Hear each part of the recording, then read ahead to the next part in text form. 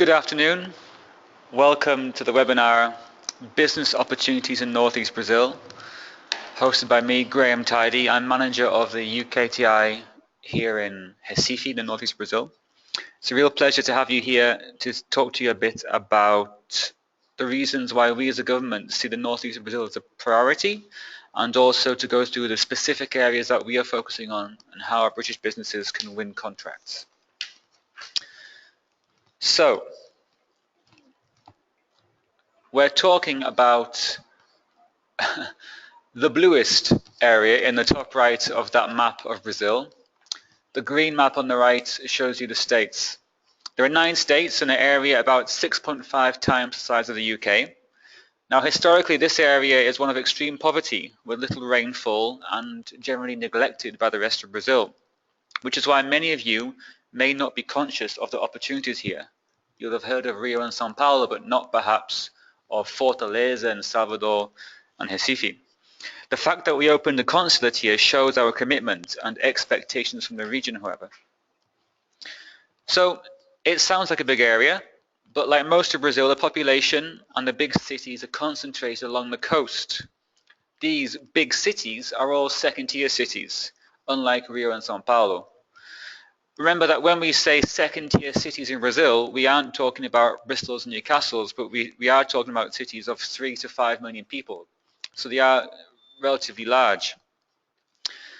As a region, the Northeast has a population of 55 million people, which is similar to England.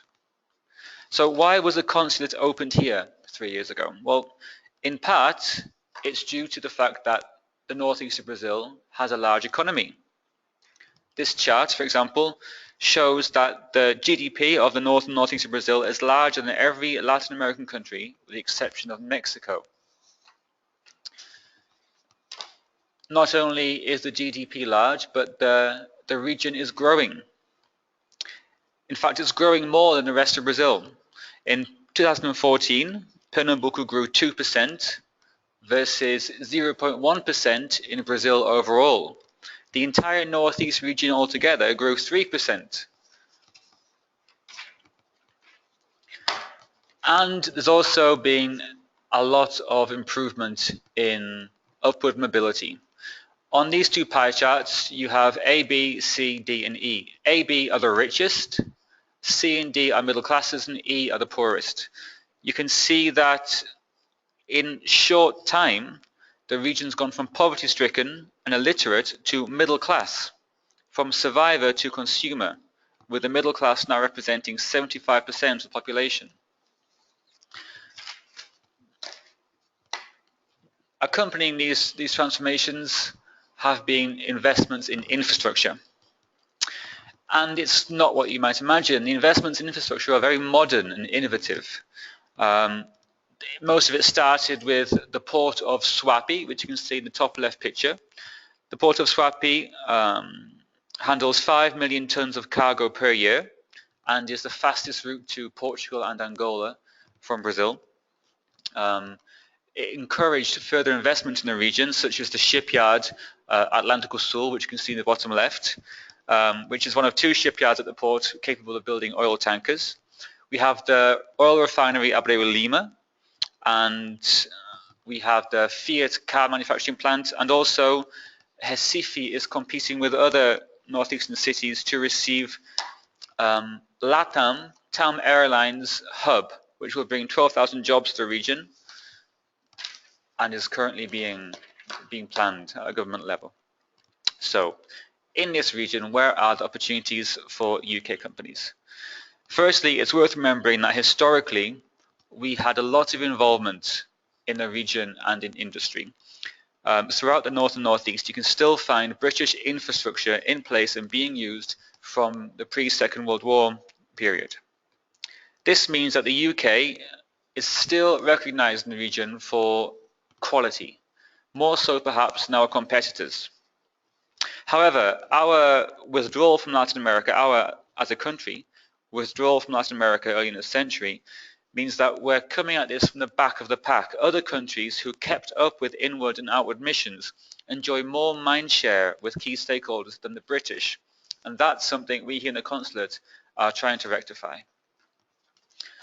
So with all this growth comes changes in consumer appetites and in markets.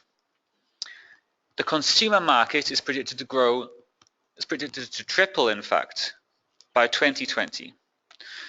Classes continue to grow and change for the better, and they have more access to money and more easily.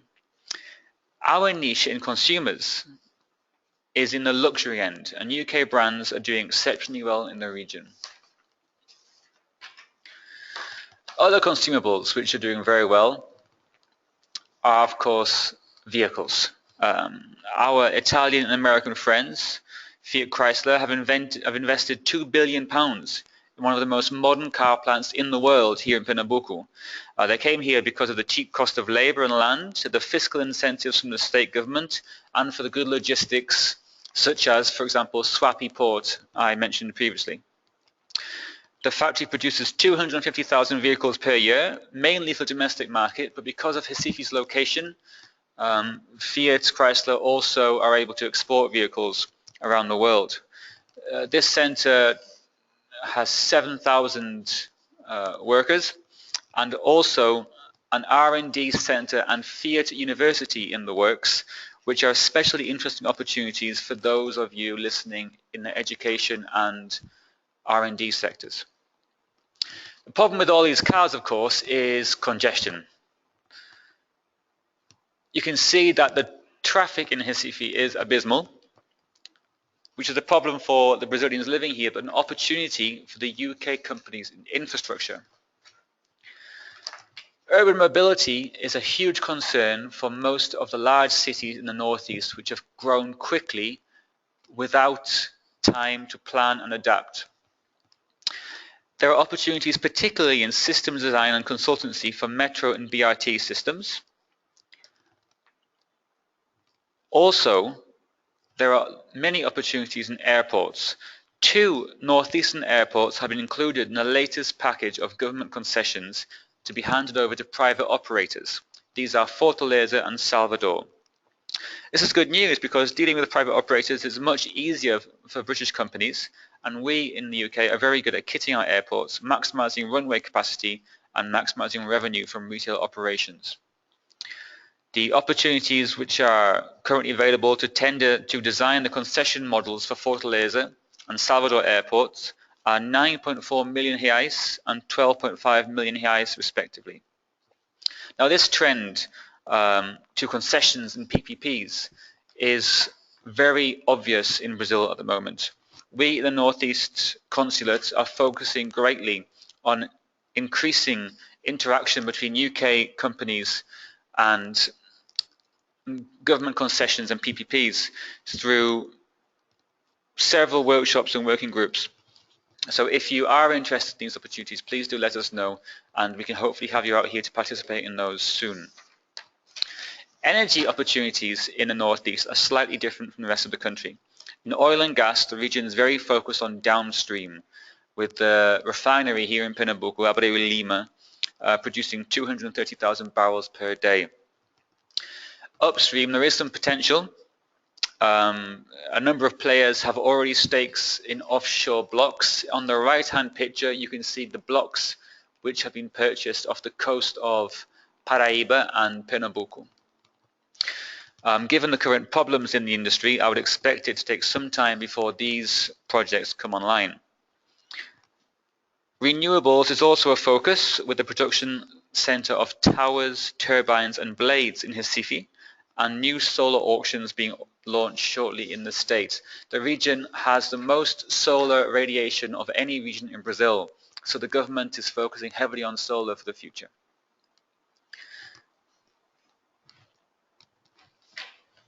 Water and wastewater are also sources of huge opportunities in Brazil. In Brazil, 37% of water is lost, but in the northeast it's 45%, and that's in a region of drought. So it's of great concern for the government to have less water visibly lost in the streets. Also, in a city of 4.5 million people, only 5% of homes are connected to sanitation. The state water utility in Pernambuco is interested in partnering with companies that can help identify leakage points and reduce leakage on a share of a savings basis. So if a company could provide the tools to reduce leakages and to monitor where failures occur, once a certain target of improvement has been met, there would be a share of the profits. Opportunities like these in a country the size of Brazil are particularly interesting because a state water organization covers a huge area. So any deal with our organization would involve supplying equipment for an enormous area. So it's slightly different from the UK in that respect. Another region in which there's a lot of investment happening in Brazil at the moment is education. So there are a growing middle class and a strained public system mean that more and more people are turning to private education. Also, this generation is possibly the first generation where the majority of, I'd say, middle class students expect to complete university.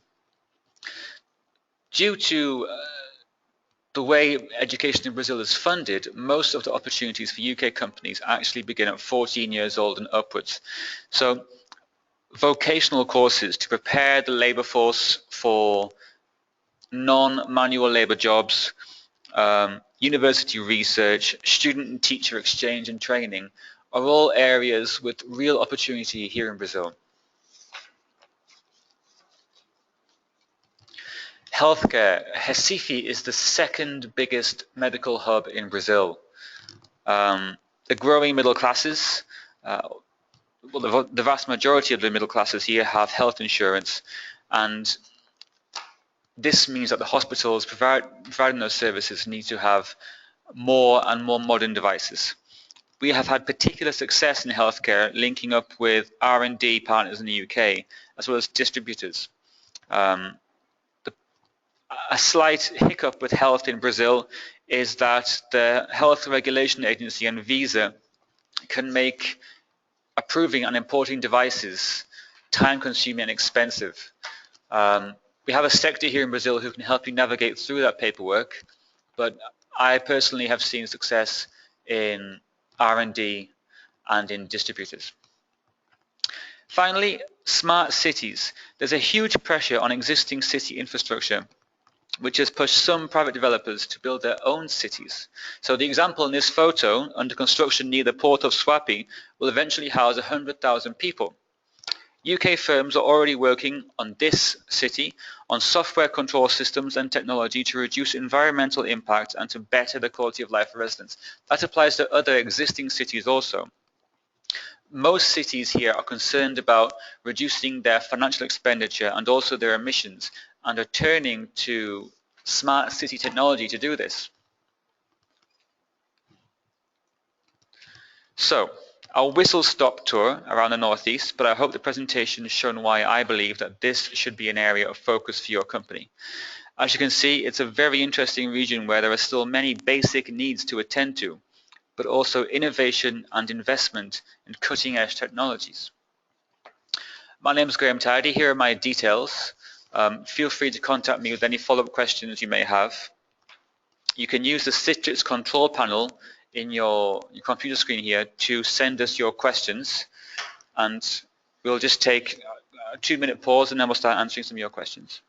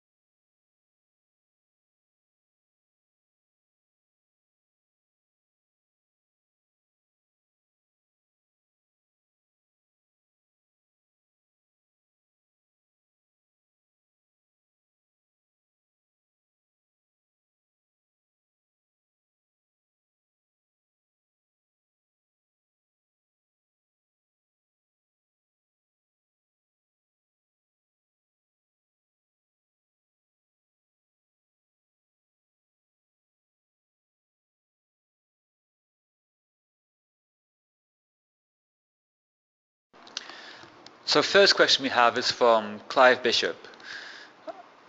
Clive mentioned that he'd been in touch with the state government in Sierra about international events for sport tourism, and he wanted to know if the states themselves have enough money to hire tourism development training, or if these were done at a federal level.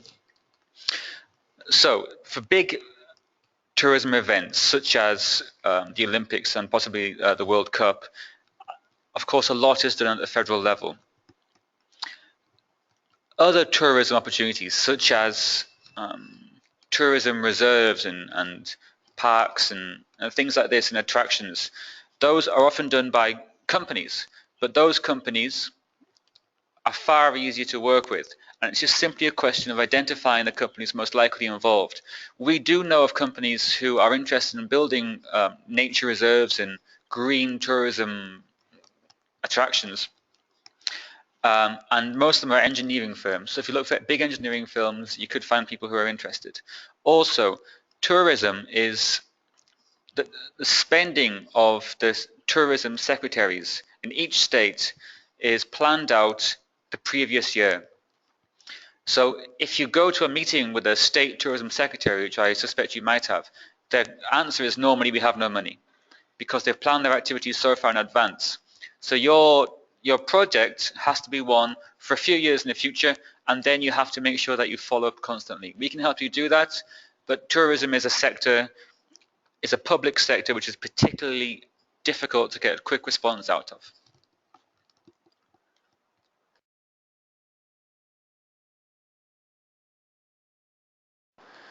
Our data saying that Recife is the second largest health pool comes from McKinsey. Do we have any experience of working with local medical professional groups? Yes, we do. We do actually, yeah. Ben Shanklin, we would love to tell you more about that, so please do get in touch by email.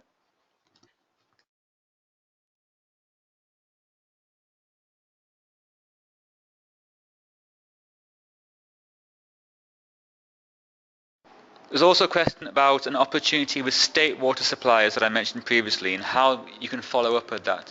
If any of the opportunities that we mentioned were attractive, please just drop us a line by email, either by using the last slide or by using the form that you used to sign up. We're more than happy to go into more details by phone and by email and to organize a visit out to the region. What are the main challenges in this region? Well, number one, it's a huge region.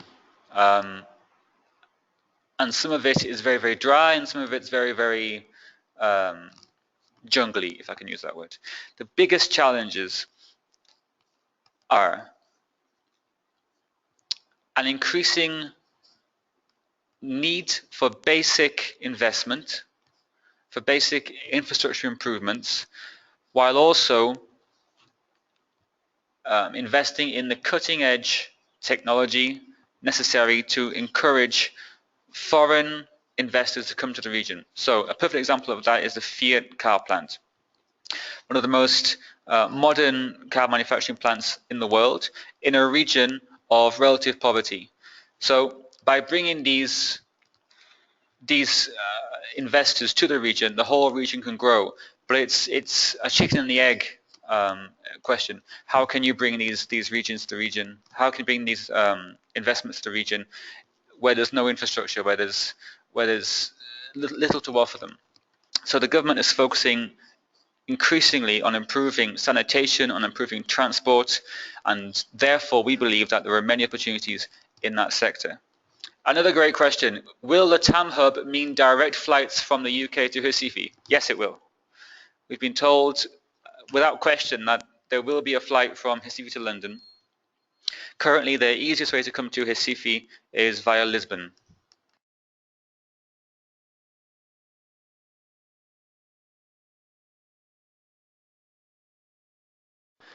Could a distributor from Rio or São Paulo deal with this area, or do you need a partner locally to cover the Northeast? Yeah, many companies operating in the Northeast, many Brazilian companies not operating in the Northeast are based in São Paulo or Rio, and they do have success here. If a foreign company is going to start their Brazilian adventure, as it were, in Recife, they'd be better off having a local representative here. However, if they already have business in Rio and São Paulo, then I don't see why they couldn't also cover this region.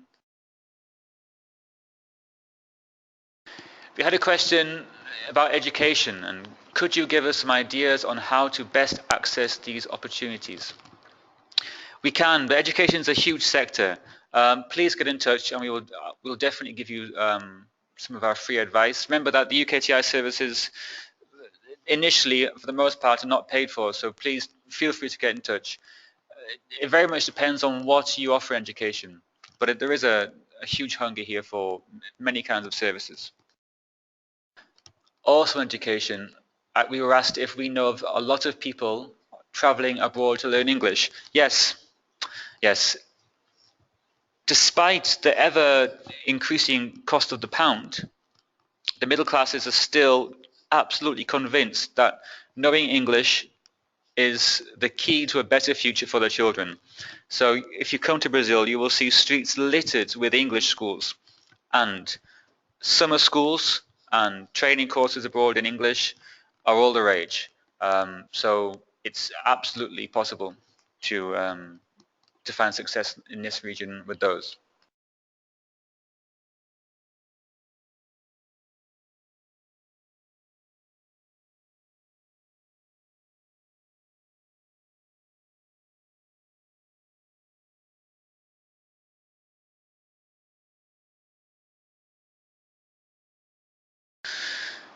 To do with skills development, are there many agencies working in the region?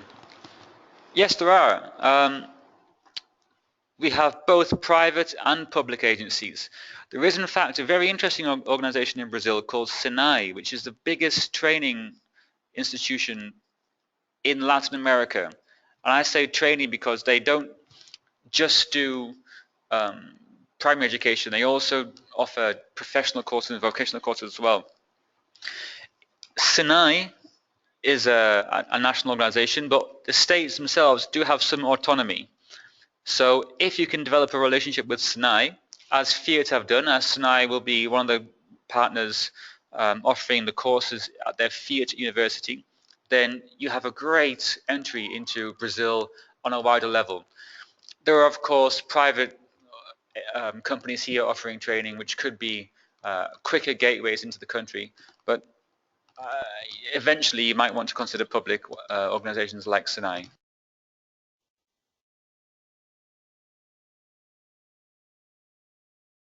We had a question about ethanol. Um, what is the position in relation to ethanol in the region, and do you see this as an opportunity for UK technology that can improve efficiency in ethanol production? Well, in fact, we are in the region starting production of second generation ethanol.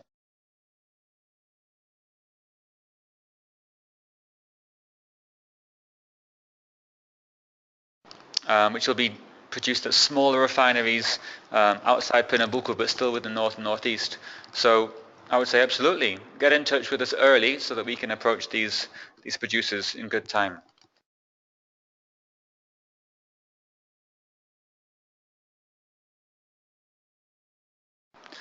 Delivering workshops to university students linked to student exchange in the UK.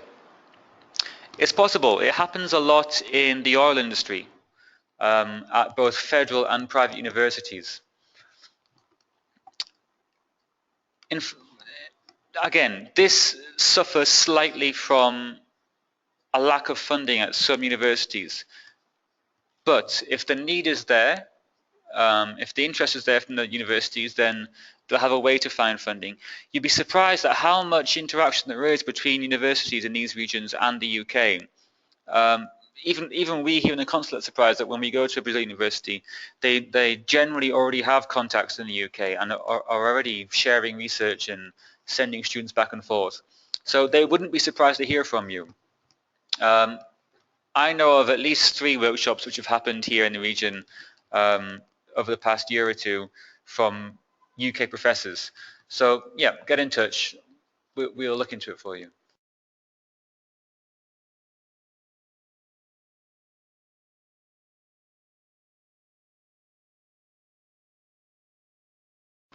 Trade missions.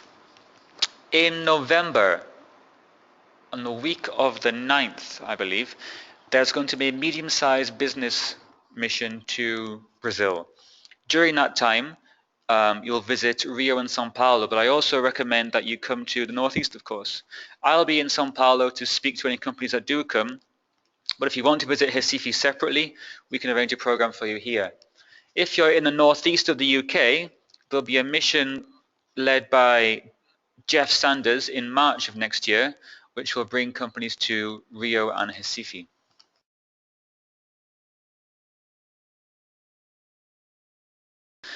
Potential barriers to engagement is a very good question. Brazil is not an easy country to do business in, but it's a profitable business to do business in.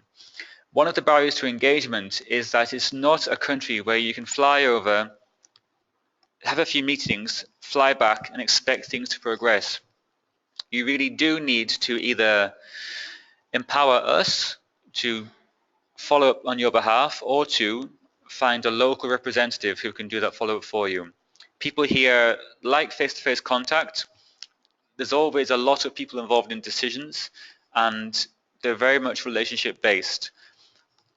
The biggest barrier to engagement is surely time spent face-to-face with key stakeholders. It's something that even we struggle with covering such a large region. So imagine an individual UK business. However, don't be put off. We are doing great things with partnerships between Brazilian organizations and UK companies. It is possible and it's going very well in the region.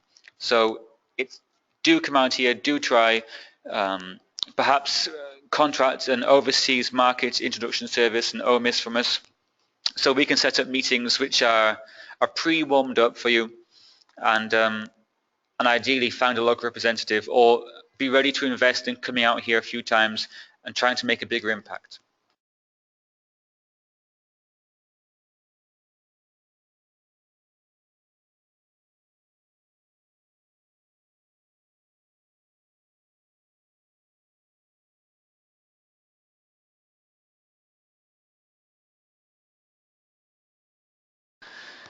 The strongest growth sectors in the region are undoubtedly education, waste and water management, and urban mobility.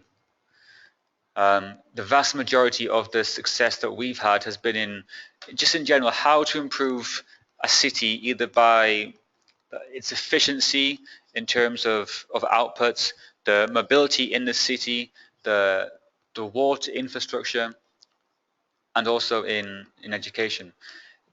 We've actually seen more and more partnerships struck between the UK and Brazil, not so much in exporting devices, but in services and in joint research. Brazilians often look for a way of producing equipment and devices in country. So if there is a way where you can exchange intellectual property or help them to produce their devices here, I think it's a shortcut to success.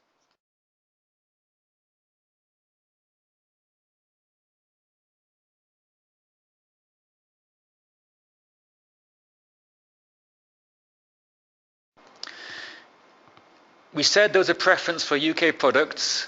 Does that extend to cider and British ales?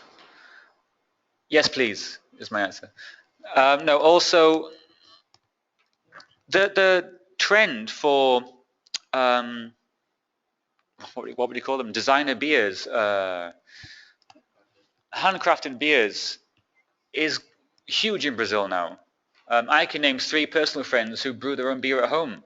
I went to I went to a bar at the weekend which charged a fortune for a glass of beer, and I even saw Newcastle Brown Ale on sale, which shows you that their taste might not be what they think it is.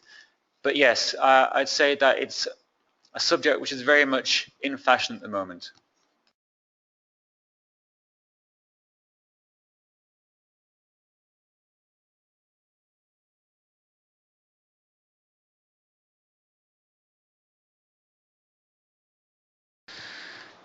Do local companies prefer to deal with other local companies, or are they happy to trade directly with UK companies? No, they're happy to trade directly with UK companies. We've had no problems with financial transactions between Brazilians and the UK. It's something to talk about as your meetings progress, but up until now we've seen no issues.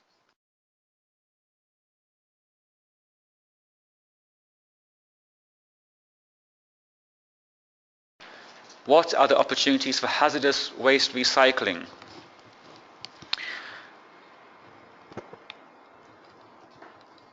It's a good question. I was at an event in Recife last week where this was mentioned. It does seem to be growing a lot due to the increasing, well, the increase in plants, in car plants, in refineries, in all these industries, in shipyards, in all these industries which produce waste. There does seem to be a growing need for this in the region. Again, it depends on specifically what, so please feel free to get in touch.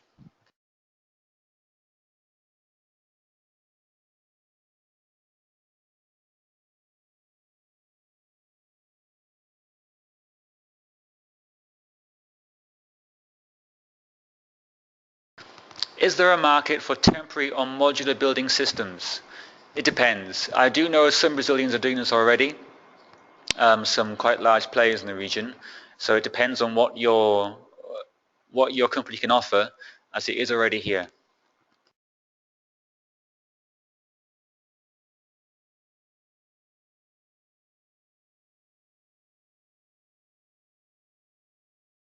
What is the situation in the field of translation agencies and translation industry in general? Once again, it depends on what exactly you do. I would say translation is something which is here pretty much in force already. You'd be amazed at how many Brazilians speak fantastic English, and they even have federally approved translators making a good shilling. So I wouldn't say it was one of the most promising markets here at the moment, no.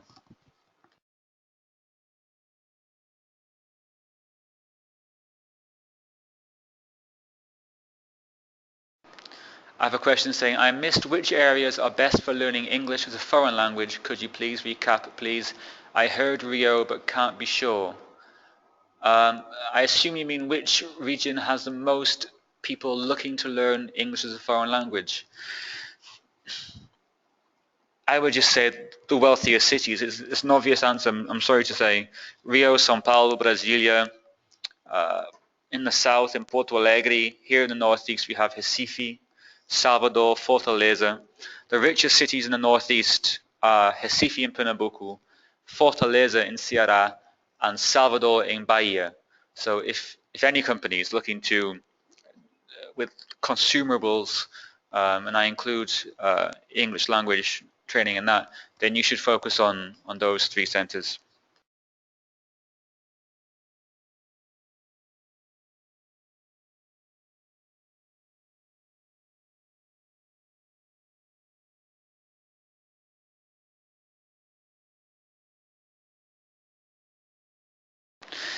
Import duties are high, and manufacturing locally is clearly an important factor in being successful in Brazil.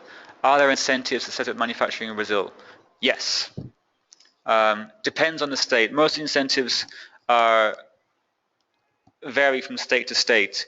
There's a reason why Fiat and Atlântico Sul and TAM are all either looking or already set up in Pernambuco, and that's because the incentives are here. This particular, the Northeast in particular, is a region where labor is cheap, and there has always been more manual labor than skilled. People trying to change, the government's trying to change that, so jobs for skilled labor, which needs a 2-year vocational course, are trying to be incentivized. So coming to the region, you'll find setting up here, you'll find land incentives as well as tax incentives, depending on how many people I think you can employ. The Northeast is also a priority region for R&D investment. So big players like GE and so on are encouraged to spend their tax refundable R&D money in this region. So again, another juxtaposition in this region is while there are basic needs still to be met, there's also lots of innovation. There's innovation in the infrastructure investments here, but also in the R&D. It's a region which is very strong in ICT and in university studies. So in a roundabout way, yes, you will find incentives in most states in Brazil, especially in the Northeast, to come and set up your manufacturing plant here.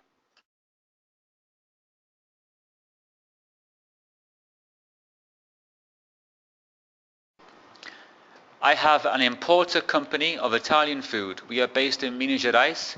Can we sell directly to any states of the Northeast, or is it recommended to open a subsidiary in the Northeast? You can sell to any state in Brazil. Again, it's just a question of making those initial contacts and closing the contracts. You'll need somebody here to do that and to find more contracts for you, but there's nothing stopping you from exporting interstate.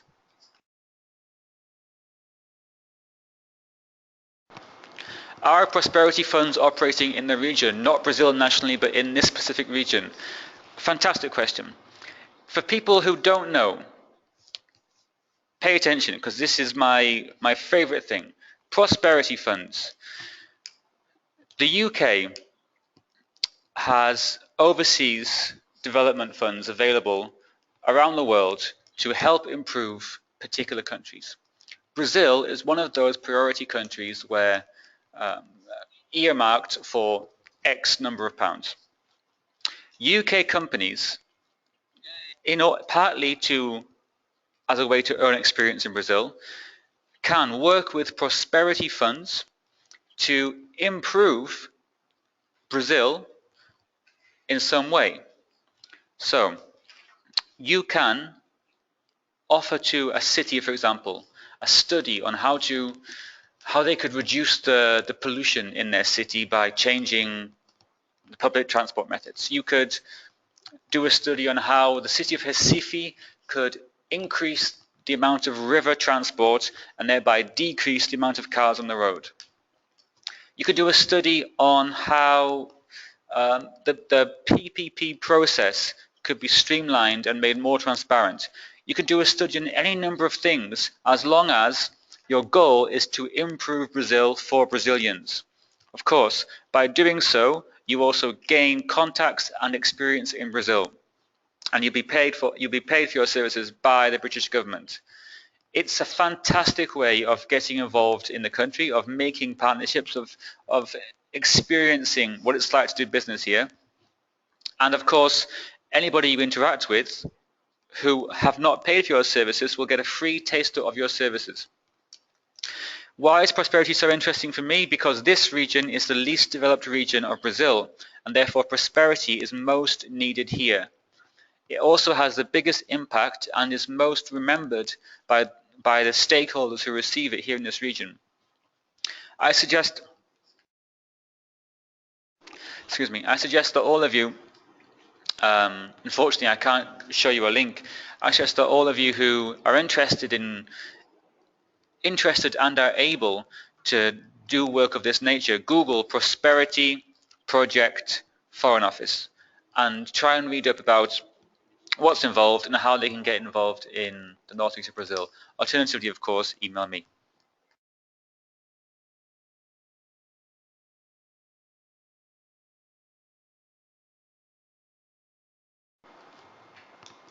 Is asbestos a hazardous waste problem that's recognized in northeast Brazil?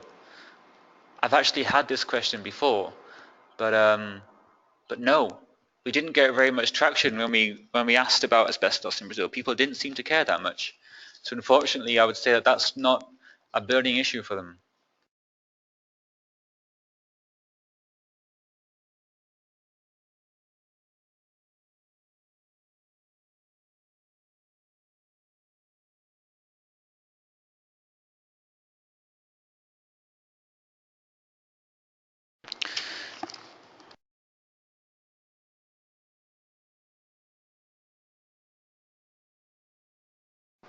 Are there plans to build infrastructure for the power sector, e.g. power plants and substations? There's a growing demand for small hydropower plants across the country. However, the supply chain in hydropower is very well established already in Brazil, and there are also already suppliers here from the USA, Canada, and China. So the market is quite difficult.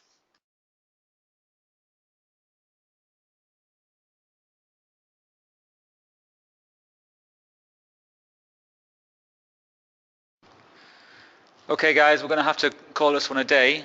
Thank you so much for your questions and for listening. If you do have any questions, please email me on the address on this slide, and we'll put you in touch with the right people if we can answer you directly. Remember to Google Prosperity Fund, Brazil, Foreign Office, and we look forward to speaking to you soon. Cheers.